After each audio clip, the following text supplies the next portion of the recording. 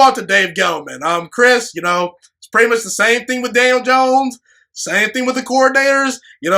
People are split on Dave Gettleman. So, Chris, I need your thoughts on how Dave Gettleman has done so far as the New York Giants GM. He's obviously drafted Saquon Barkley, drafted Will Hernandez, drafted Dexter Lawrence, Daniel Jones, Darius Slayton, Andrew Thomas, Xavier McKinney. And really what it comes down to for me is, can Daniel Jones be the guy, and will Saquon Barkley continue to stay healthy? Because those are two players that Gettleman specifically really put his name to, and they were really high draft picks. Both picks were in the top 7. Jones was picked number 6, Barkley number 2, and Barkley's had injuries. Jones is okay. So, they got to start performing. Yeah, I agree with that. I think in the end, Gettleman's legacy is going to be tied to Jones. And I think Gettleman knows that, and it's why I think Gettleman's going to go out there and get him every piece he can in terms of weaponry on the offensive side of the ball. This year, he tried to shore up the offensive line. They drafted 3 offensive linemen. He's trying to protect his investment in Jones, but I think he knows he's going to be critiqued based off of Barkley and Jones. Listen, I always try to defend Gettleman when I think it's appropriate. I think he inherited a horrible situation, a horrible locker room in 2017. They quit on Ben McAdoo. They tried to get rid of the veterans. They had no cap space. They had an aged quarterback that I think was forced on Gettleman by ownership. Ownership will never admit that. And I think he tried to improve. The Giants made a vital mistake in 2018. They tried to rebuild and win at the same time. Can't happen. Can't do it.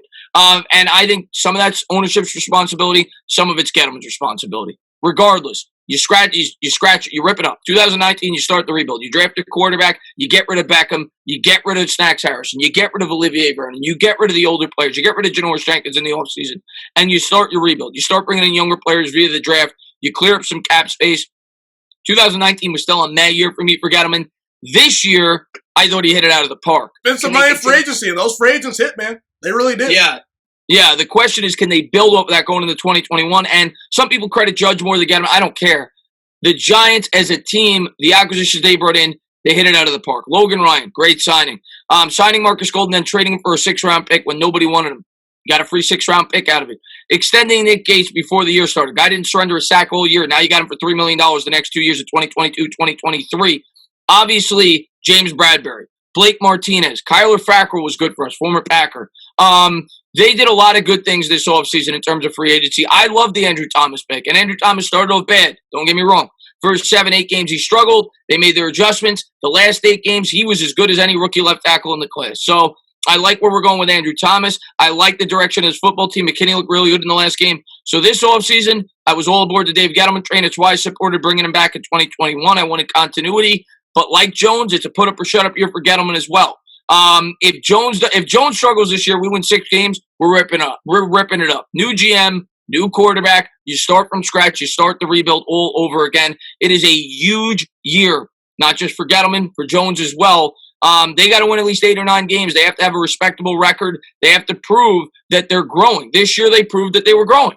They won 6 games over 4-win season. They had a much more challenging schedule. You look at the schedule we had this year compared to the year before.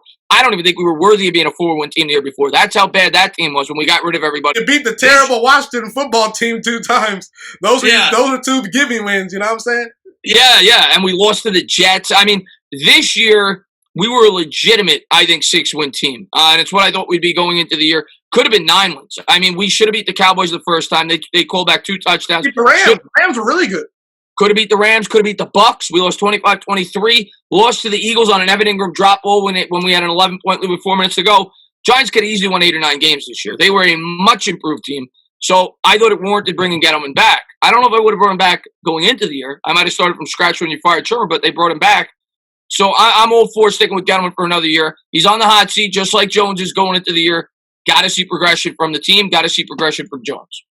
I was a big critic of Dave Gettleman for trading away OBJ, but hey, so far the OBJ trade is not looking too bad, Gettleman spent some money. He's tried to fix the offensive line. It's not all the way there yet, but I like that he's, really investing in the line of scrimmage. The Leonard Williams trade, obviously he's paid off, getting Dexter Lawrence. A lot of people thought that you shouldn't take a defensive tackle. Well, Dexter Lawrence looks pretty good to me, and unfortunately the DeAndre Baker pick didn't work out, but so far... That's bad luck. Yeah, it's bad luck, But so far, Dave Gettleman, he's done some good things. Not saying Dave Gettleman's this great general manager or whatnot, but he's a competent GM. What he's done, there seems to be a vision with Gettleman. And as long as the team continues to improve, I'm okay with letting Dave Gettleman slide. You know what I'm saying? So that's kind of how I feel about Gettleman. Thank you so much for watching this video today. Please also note that the Juice Alert Sports Podcast is not just a YouTube channel. It is available on all podcasting platforms, including Spotify, Google Podcasts, iTunes, and Apple Podcasts. Also, if you enjoyed this video, be sure to like, comment, subscribe, and share this content with all your friends.